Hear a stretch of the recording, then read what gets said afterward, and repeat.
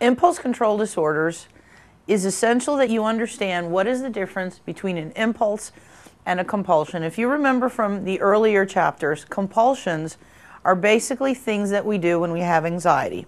So you have a lot of anxiety before you check the stove. You have a lot of anxiety before you wash your hands.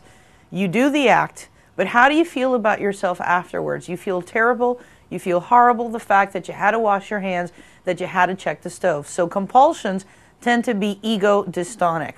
However, impulses are completely different only in that respect, because an impulse also has anxiety before the act. You also have a sense of relief of anxiety once you commit the act, but how do you feel about yourself? You don't feel so horrible. So the only real difference between an impulse and a compulsion is whether or not it is ego dystonic or ego syntonic. Impulses, of course, being ego syntonic and compulsions being ego dystonic. Now, impulse control disorders are the group of disorders where you are unable to resist an impulse.